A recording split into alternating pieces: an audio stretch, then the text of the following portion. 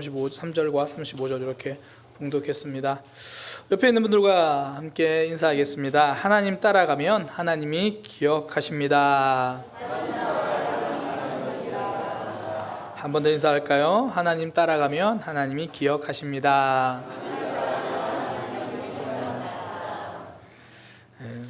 하나님 따라가면 하나님이 기억해 주십니다. 1600년 2월 19일 있었던 일입니다. 조르다노 브루노라는 사람이요, 로마의 캄포테 피오레 광장 한가운데서 화형을 당합니다. 로마의 광장에서 많은 사람들이 보는 앞에서 불에 타서 죽임을 당해요.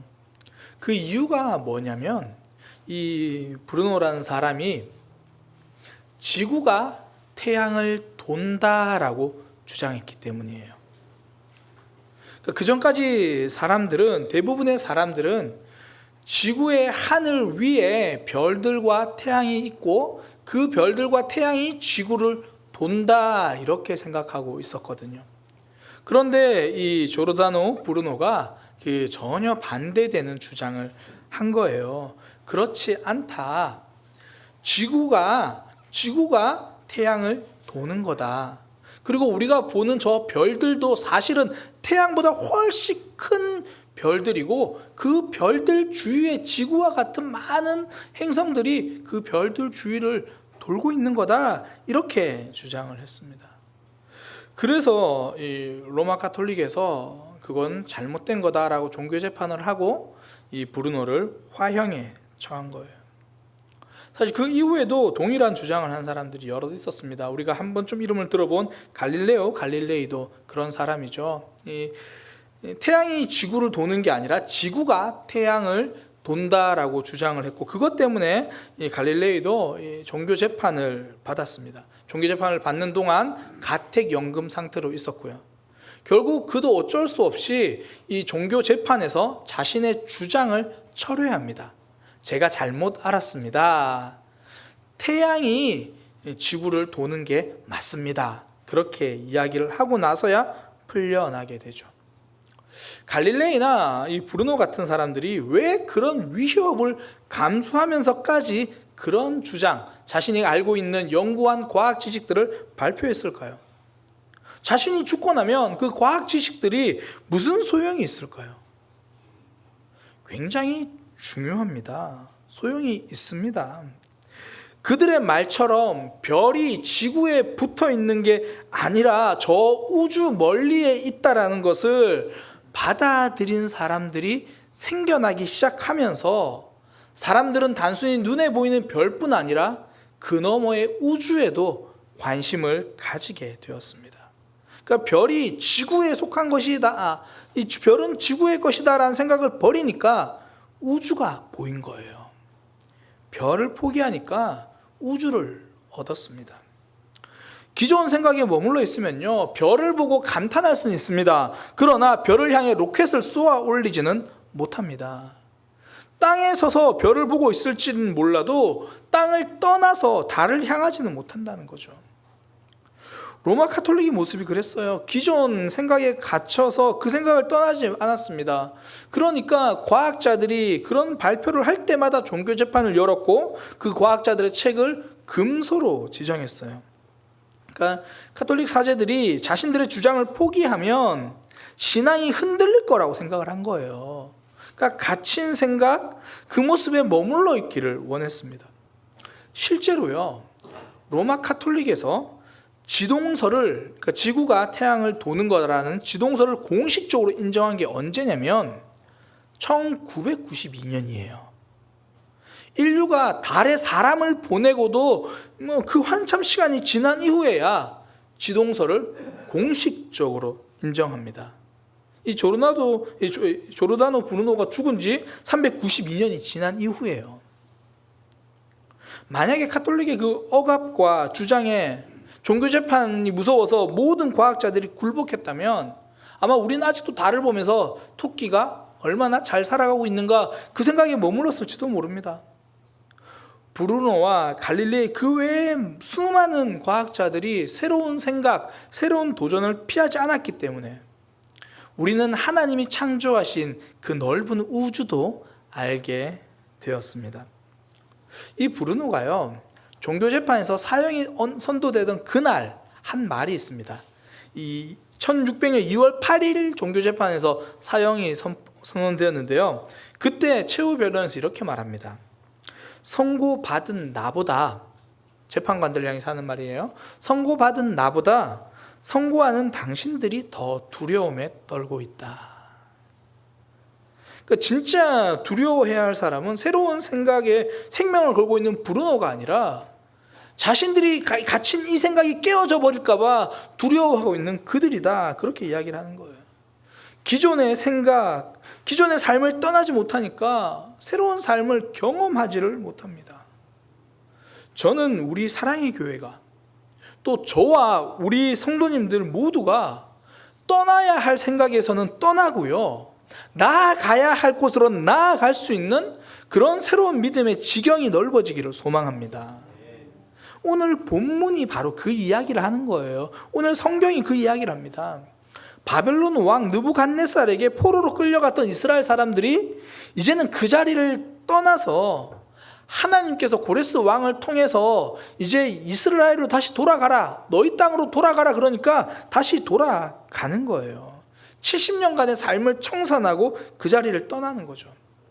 하나님이 나를 새로운 곳으로 부르신 이상 내가 지금 있는 자리는 내 자리가 아니라는 거예요. 그래서 내가 있어야 할 자리로 떠난 사람들, 오늘 본문은 그 사람들이 기록되어 있습니다. 1절과 2절에 그거예요. 옛적에 바벨론 왕 느부갓네살에게 아주 옛날에 70년 전에 바벨론에 사로잡혀 갔다가 그 자손들 중에서 이제 다시 예루살렘과 유다도, 그러니까 페르시아가 전체를 다 다스리다 보니까 유다도 하나의 도처럼 그렇게 된 거예요. 그 유다도로 이제 돌아가서 각기 성읍으로 돌아간 사람, 그러면서 이름이 쭉 나와요. 뭐 스룹바벨, 예수와, 느헤미야, 스라야. 오늘 성경 봉독한 분이 굉장히 잘 읽으시던데 저도 자꾸 틀려요. 사람 이름이 낯설어서. 이름을 쭉 나열해요. 그러면서 뒤쪽에 보면 함께 나온 사람이 몇 명인지 구체적인 그 숫자까지 다 기록되어 있어요. 하나님이 부르신 자리, 내가 있어야 할 자리로 떠난 사람들이죠. 신앙생활을 한마디로 정의한다면 자리 찾기예요. 내가 있어야 할 자리로 찾아가는 것. 믿음이 무엇입니까? 내가 있어야 할 자리로 가는 거예요. 하나님이 믿음의 조상 아브라함에게 요구한 게 그거잖아요. 너는 너의 친척 넌 본토 친척 아비 집을 떠나서 내가 너에게 지시할 땅으로 가라. 지금 있는 자리가 네 자리가 아니고 네가 가야 할 자리가 있다라는 거죠. 그렇게 떠나서 출발한 아브라함은 모든 것을 잃어버린 게 아니라 하나님이 모든 것을 책임져 주십니다. 하나님을 따라 나서니까 하나님이 붙들어 주시는 거죠. 그래서 참 중요한 게 내가 있어야 할 자리 찾기입니다. 예전에 어머니들이 아이들을 업어서 키웠잖아요. 그러니까 아이들을 안고 마주 본 게 아니라 아이들을 업어서 엄마가 보는 방향을 아이도 같이 보면서 자랐어요. 근데 이게 그러니까 포대기라고 하죠. 포대기로 아이들을 업는 게요, 동양의학의 측면에서는 굉장히 좋은 자세라고 그래요. 동양의학 흔히 한방이라 그러잖아요. 이 한방에서는 아이가 양기 덩어리래요. 양기, 그러니까 열이 많은 존재. 그래서 실제로 옛 어른들이 아이들은 좀 서늘하게 키워야 된다라고 말씀하신 게 굉장히 일리가 있는 거예요. 그래서 이 아이들은 양기 덩어리인데 이 한의학적으로 등은 서늘한 곳이래요. 그래서 양기 덩어리인 아이가 서늘한 엄마 등에 업히면 차분해지는 거예요. 이제 이런 모습들을 이제 동의보감을 통해서 쭉 이제 설명을 한 인문학자 고미숙 씨가 이 포대기 문화를 그래서 굉장히 강조합니다. 그러면서 하는 말이 뭐냐면, 아이와 이 서로 마주보기 시작하면서 사람들이 내 아이만 보이는 거예요. 내 아이만 소중하다는 거죠. 오직 내 눈에 보인 내 아이. 그 지독한 사랑이 아이의 몸도 마음도 병들게 만든다, 그렇게 이야기를 하는 거예요. 아이가 등에 있는가? 아이가 앞에 있는가? 이 단순한 자리가 뭐가 그렇게 대단한가 생각했는데 그 글을 하나하나 읽어보니까 일리가 있더라고요. 자리 하나 차이인데 많은 것이 달라지기도 한다라는 거예요. 지금 이 시간 우리의 모습만 봐도 그렇잖아요. 지금 우리가 있는 자리가 교회 밖인가 교회 안인가, 예배당 안인가 예배당 밖인가, 거기에 따라 많은 게 달라집니다. 이불 안인가 산과 들인가 아니면 예배당인가. 내가 있어야 할 자리 바르게 찾아가는 것이 믿음입니다. 그 성경 시편에 보면 시편 제일 처음이 시편 1편이잖아요. 시편 1편에서 이 자리를 강조해요. 복이 있는 사람은 악인의 꾀를 따르지 아니하며 죄인들의 길에 서지 않고 오만한 자들의 자리에 앉지 않는다. 그러니까 악한 꾀미 있는 자리를 거절한다는 거예요. 악인들이 가는 그 길에 함께 있기를 거부한다는 거죠. 오만한 자리에 앉지 않는 것, 이게 복 있는 사람이라는 거예요. 다시 말해서 내가 복 받을 수 있는 자리, 그 자리가 있다는 거죠. 하나님께서는 우리에게 자리를 말씀하세요. 그러면서 이 시편 1편 뒷부분에 보면 복 받는 모습을 설명하면서도 이게 자리의 모습, 자리의 이 형태가 나와요. 뭐라고 이야기하냐면 복 받는 사람들은 하나님의 말씀을 묵상한 사람들인데 그 사람들은 시냇가에 심은 나무가 철을 따라 열매를 맺고 잎사귀가 마르지 않는다. 그러니까 복 받는 모습을 나무에 표현하는데 그 나무가 어디 있냐면 시냇가에 심겨 있대요. 그러니까 생명의 물을 받아들일 수 있는 자리, 그 자리에 심겨진 것이 복의 시작이고 복 그 자체인 거죠. 내 미래가, 내 삶이 어떻게 될 것인가 알 수 있는 비결이 있습니다. 내가 다음 한 주간 어떤 자리에 있는가, 그것이 내 삶을 결정해요. 내가 여전히 실패의 자리에 머물러 있는가, 내가 여전히 아픔의 자리에 머물러 있는가, 아니면 내가 회복의 자리로 가는가, 그 자리가 내 삶을 결정해요.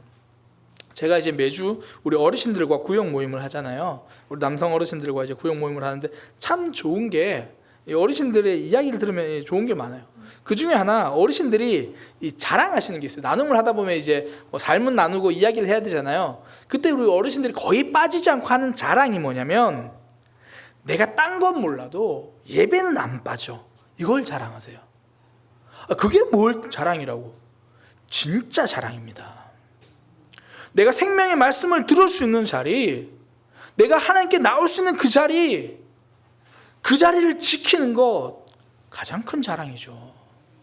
그 자리를 지킬 때 내 영혼이 살아나요. 내 삶이 살아나요. 그 어르신들 나누면 이 자랑은 빠지지 않아요. 내가 특별한 일이 없으면 나는 교회는 다 나와. 내가 그 자리를 지킨다는 거예요. 삶의 변화는 자리의 변화에서 시작됩니다. 제가 이전에 사도행전 설교를 하면서 이 박완서 선생님의 어릴 적 이야기를 제가 해드린 적이 있어요.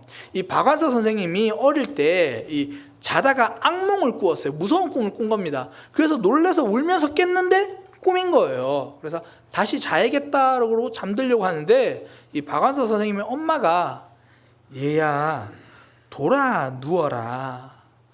돌아 누워서 자면 다시는 못된 꿈을 안 꾼단다. 그렇게 이야기를 해준 거예요. 그러니까 제가 그때 이야기를 함께 나누면서 이 바나바와 바울이 싸웠던 이야기를 하면서 제가 이 말씀을 드렸거든요. 바울이 바나바와 싸웠어요. 그런데 그는 그 싸운 상처의 자리에 머물러 있지 않고 상한 감정의 자리에 머물러 있지 않고 사명의 자리로 간 거예요. 지금 내가 있는 자리가 아픔의 자리고 실패의 자리면 거기에 머물러 있지 않고 돌아 눕는 것, 새로운 자리로 가는 것, 이게 회복의 비결입니다.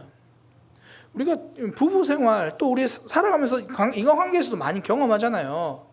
마음 상할 수 있죠. 힘들 수 있죠. 그런데 그 자리에서 계속 상한 감정으로 가지고 있으면 그 감정이 옅어지는 게 아니라 그 감정이 골마 터지기 시작하는 겁니다. 그 자리에서 돌아 눕는 거죠. 오늘 성경 본문을 봐도요, 이 돌아옴에 대해서 이야기를 하는데 그 이야기를 70년 전으로 거슬러 가서 이야기를 해요. 굉장히 의미가 있습니다. 이 표현이 1절이 그렇잖아요. 바벨론 왕 느부갓네살에게 사로잡혀 바벨론으로 갔던 자들, 이건 70년 전의 이야기예요. 70년 전에 바벨론 왕에게 사로잡혀 갔던 자들, 그렇게 말해요. 그러니까 지금 이스라엘 백성들이 머물러 있던 자리는 느부갓네살 왕에게 사로잡혀 갔던 자리라는 거예요. 그러니까 아픔의 자리죠. 실패의 자리죠. 죄의 결과로 심판받았던 자리예요. 그리고 나서 70년 후에 하나님이 이제 돌아가라고 말씀하시니까 더 이상 아픔의 자리에 있을 이유가 없는 거예요. 더 이상 실패의 자리에 있을 필요가 없는 거죠. 하나님이 나를 회복의 자리로 부르시는데 느부갓네살이 끌고 갔던 죄의 심판의 자리, 아픔의 자리에 앉아 있을 이유가 없습니다. 우리가 상한 마음을 가지고 기도의 자리로 나오는 이유가 여기 있잖아요. 하나님께서 말씀하십니다. 너 마음 힘들지? 지금 내 앞에 나와서 기도해라. 내 앞에 나와서 울면 된다. 그렇게 말씀하시는데 나 혼자 아픈 가슴을 찢고 있을 이유가 없는 거예요. 하나님께서 이제 우리에게 결단하고 회복의 자리라고 오라고 말씀하시는데 여전히 낙심의 자리가, 여전히 실패의 자리가 내 자리인 양 망설이고 있을 필요가 없다라는 거죠. 하나님께서 회복의 자리로, 새로운 자리로 부르고 계시는 거예요. 그때 하나님이 부르시는 곳으로 따라가면, 그 자리로 가면 새로운 역사가 일어납니다. 신앙생활은 매 순간 이 싸움이에요. 느부갓네살 왕의 그 실패의 손에 이끌려서 그 자리에 머물러 있느냐, 상처의 자리, 상한 마음 자리에 머물러 있느냐, 아니면 하나님이 부르실 때에 하나님 부르심 따라 나서는가. 목사인 저도 이 싸움을 매일 해요. 제가 최근에 혼자서 흥얼거리는 찬양이 있거든요. 이 성령 하나님 나를 만지소서, 상하고 깨어져 지친 나를 새롭게 하소서, 성령의 불로 시들은 내 영 살리소서. 굉장히 놀랐어요. 제가 거의 음을 안 틀리고 부른 것 같아요. 와, 이런 경우 잘 없는데. 잘 아시잖아요. 제가 노래를 잘해서 혼자 부르는 건 아니라는 거. 제가 노래를 못하는데도 진짜 음 틀리고 박자 틀리고, 아마 반주 있었으면 얼마나 틀렸는지 다 드러났을 거예요. 제가 다 틀리는데도 제가 혼자서 흥얼거리는 이유가 있어요. 저도 모르게 저 혼자 있으면요, 혼자 불쑥 걱정과 염려가 들어오고요, 제 생각이 들어오고요, 또 이 못된 생각, 제 생각이 아니라 죄의 생각도 막 들어와요. 그러면 그때 이제 그런 생각 안 해야지, 그런다고 그 생각이 안 되는 게 아니거든요. 제일 어려운 게 뭔지 아세요? 그 생각 안 해야지 하라고 하는 게 가장 어려워요. 흰색 축구공을 생각하지 말아야지라고 생각하는 순간 흰색 축구공 색깔이 선명해지고 거기에 검은색 무늬까지 생기면서 축구공을 더 이상 기억하지 않을 수가 없어요. 생각 안 해야지 하는 순간 더 생각나요. 죄를 생각하지 말아야지, 염려하지 말아야지, 걱정하지 말아야지, 애들 문제, 내 삶, 내 직장 문제 고민하지 말아야지 하는데 계속 고민되잖아요. 그게 안 되니까 저는 하나님을 생각할 수 있는 찬양을 하나 정해가지고 그냥 부르는 거예요. 저도 모르게 걱정하고 저도 모르게 생각이 자꾸 미워하는 쪽으로, 죄 쪽으로 가니까 성령 하나님 나를 만지소서, 상하고 깨어져 지친 나를 새롭게 하소서. 그러면서 저의 생각이 죄의 자리로 가려고 하는 것을 하나님 앞으로 옮기는 거죠. 실패의 자리, 죄의 자리, 상처의 자리는 성도의 자리가 아닙니다. 하나님 앞자리가 성도의 자리죠. 아담이 죄를 범하고 나서 자신의 자리가 아닌 곳에 있었거든요. 선악과를 먹었어요. 그리고 하나님이 오시는 소리를 들었는데 나무 뒤에 숨어요. 여전히 하나님을 피하는 자리를 선택한다고요. 그래서 하나님이 부르십니다. 아담아, 네가 어디 있느냐? 아담아, 내가 어디 있느냐? 네가 어디 있느냐? 하나님이 어디 있는지 몰라서 부르시는 게 아니죠. 거기 네 자리 아니라는 거예요. 하나님을 피해서 숨어 있는 자리는 너의 자리가 아니야. 하나님을 떠나서 등 돌리고 있는 자리는 너의 자리가 아니야. 그제서야 아담이 하나님의 그 말씀을 듣고 앞으로 나와요. 하나님 앞자리로 갑니다. 우리도 살다 보면 이 마음속에 이 하나님의 음성이 들릴 때가 있잖아요. 여기 내 자리 아닌데. 나 지금 기도하러 가야 되는데, 나 지금 하나님 붙들고 있어야 되는데, 이 마음은요 100% 하나님 주신 마음이에요. 왜냐하면 우리는 예배 안 가려고 마음 먹었거든요. 주일은 쉽니다. 주일은 격주로 쉽니다. 금요일은 한 달 내내 쉽니다. 우린 거의 그렇게 마음 먹거든요. 오늘은 피곤하니까, 오늘은 아프니까, 오늘은 바쁘니까. 우리는 그렇게 마음 먹어요. 그런 우리의 마음속에 가야 되는데 라는 갈등이 드는 거, 이거 하나님이 부르시는 거예요. 하나님이 부르실 때 따라 나서는 것, 내가 있어야 할 자리로 돌아가는 것, 이것이 믿음입니다. 삶은요 우리를 아픔의 자리로 끌고 갈 때가 참 많아요. 상처의 자리로, 어둠의 자리로 몰고 갈 때가 참 많아요. 아담처럼 나를 숨기는 자리에 머물고 싶을 때가 있다는 거죠. 그때 하나님 부르시는 거예요. 아픔의 자리에 있지 말고 차라리 울어라. 차라리 하나님 앞에 내 앞에 나와서 기도해라. 그때 하나님 앞으로 나서는 것, 이것이 믿음입니다. 그렇게 하나님이 부르실 때 따라 나서면요 하나님이 기억해 주세요. 우리의 모습을 하나님이 하나하나 다 알아주신다고요. 오늘 성경 봉독은 1절, 2절, 3절 그리고 35절 이렇게 했잖아요. 근데 중간에 4절부터 34절을 쭉 읽으면 재미있는 특징이 하나 있어요. 숫자가 굉장히 재미있어요. 왜 그러냐면 숫자가 굉장히 꼼꼼합니다. 그러니까 3절 같은 경우에 바로스 자손이 2172명이라 그래요. 또 다른 자손들도 보면 스바냐 자손이 372명, 15절에는 아딘 자손은 454명. 숫자가 굉장히 구체적이죠. 그러니까 대략 400명이다, 대략 120명이다 그렇게 말하지 않아요. 왜? 꼼꼼함을 알려면, 그 사람이 얼마나 꼼꼼한지 알려면 약속 시간을 물어보면 돼요. 우리 몇 시에 만날까? 9시 27분에 만나. 이런 사람들 만나지 마세요. 이런 사람들 만나지 마세요. 그런데 막 20분도 30분, 그러니까 30분도 아니고 20분도 아니고 27분, 24분, 굉장히 꼼꼼하다는 거예요. 지금 숫자를 세는데, 사람에 대해서 이야기하는데 단위가 5명 단위로 끊는 게 아니고 10명 단위로 끊는 게 아니고 2명, 3명, 4명 한 사람도 빠짐없이 그 자손들 하나하나 성경에 기록하신 거예요. 하나님이 다 기억하신 겁니다. 이게 사람의 방법이랑 달라요. 사람은 이렇지 않거든요. 우리가 지난 2월 24일부터 이제 러시아가 우크라이나를 침공했잖아요. 그리고 나서 지금 7개월의 시간이 지났거든요. 처음 전쟁이 시작됐을 때 사람들이요, 이 우크라이나의 민간인 그 사망자가 몇 명이고 몇 명이 다쳤고 군인들이 몇 명이 또 생명을 잃었고 한 명 한 명 다 그렇게 관심을 가졌거든요. 이제 한 7개월 시간이 지났잖아요. 언론에 보면요 점점 사망자 추정 인원을 말해요. 그러니까 예를 들면 이런 거예요. 1200명에서 1300명 이런 식의, 그 100명이 죽었는지 살았는지도 모른다는 거예요. 사상자, 부상자 다 그런 식으로 이야기하기 시작해요. 그러니까 한 명 한 명의 목숨이 아니라 그냥 전쟁의 일부가 돼버린 거예요. 진짜 무서운 게 사람이 숫자가 되는 거예요. 숫자로 그냥 보는 거죠. 우리도 코로나 제일 처음에 올 때 장안동에 몇 명이었대. 나중에 몇 명인지 보지도 않아요. 이제 혹시 알림 문자 꼼꼼히 읽어보시는 분 있어요? 아무도 없어요. 그냥 10만 명이었대, 8만 명이었대. 장안동은 있겠지 그러니까 점점 숫자가 되어버려요. 처음 코로나 걸리면 그 사람에서 정말 간절히 기도해 줬거든요. 그분이 진짜 잘 치유돼야 되는데, 마음 상하지 않아야 되는데, 나중에 걸렸다, 그래 원래 그런 거야, 그렇게 된대요. 근데 하나님 그러지 않아요.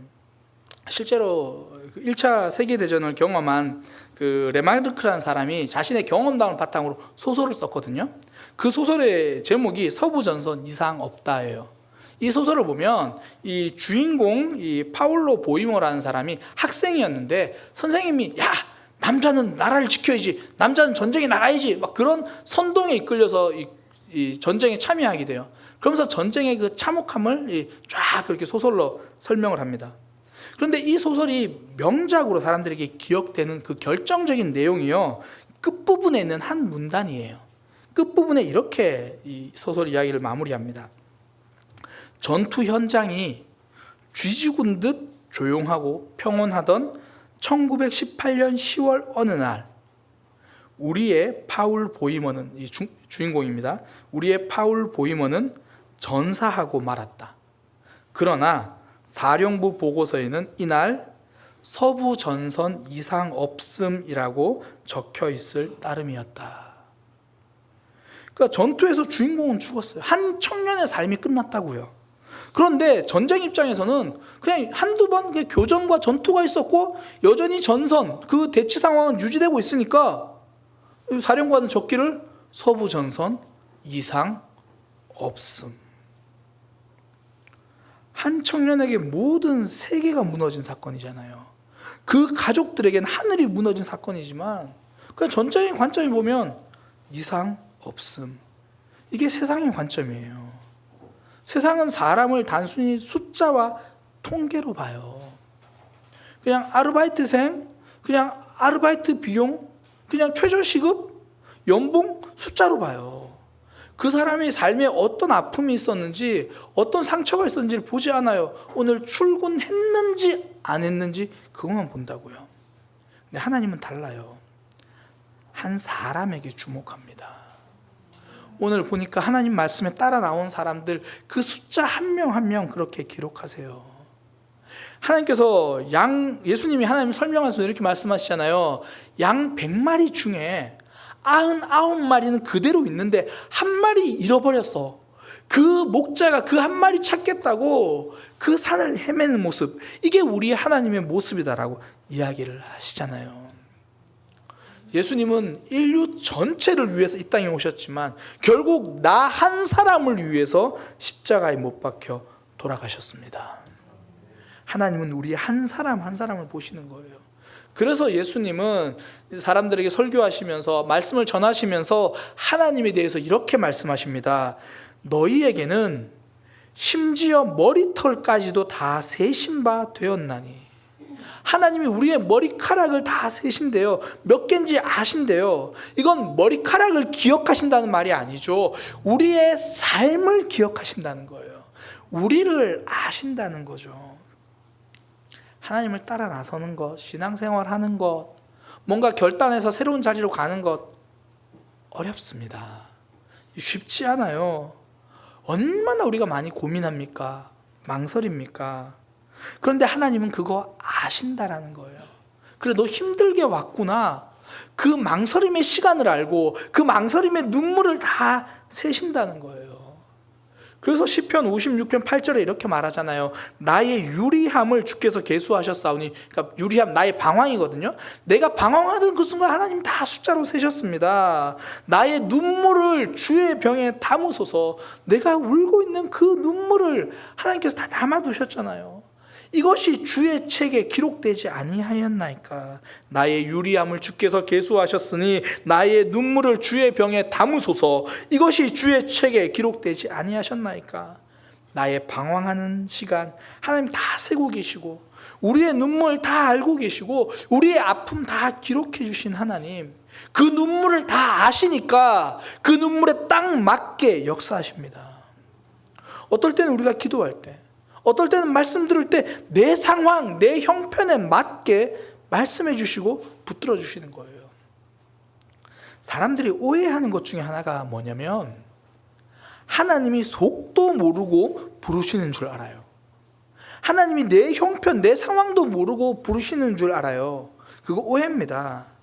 하나님은 지금 내가 얼마나 아픈지 알고 계십니다. 하나님은 지금 내 형편이 어떤지 알고 계십니다. 내가 얼마나 바쁜지 일어날 힘도 없는지 하나님은 알고 계십니다. 그거 다 알고도 우리를 부르시는 거예요. 세상 사람들이 볼 때는 그냥 통계의 숫자 중 하나인데 하나님은 세상에 나밖에 없는 것처럼 나를 보시고 그 가장 나에게 맞는 상황이니까 지금 부르시는 거예요. 왜 우리 삶이 달라지지 않습니까? 왜 내 삶에 하나님의 역사가 없습니까? 하나님이 부르실 때 따라 나서면 기적을 경험합니다. 하나님은 다 알고 부르신 거예요. 하나님 지금은 아닙니다가 아니라 지금이 그때니까 부르신 거예요. 예수님이 베드로를 찾아오셨을 때 베드로를 보고 깊은 곳에 가서 그물을 내려라 그렇게 말씀하십니다. 그때 베드로는 예수님이 내 상황 모르실까 봐 예수님께 말해요. 예수님, 제가 밤새도록 그물을 내렸는데 물고기 한 마리도 못 잡았어요. 예수님, 저 몰라서 말씀하시죠.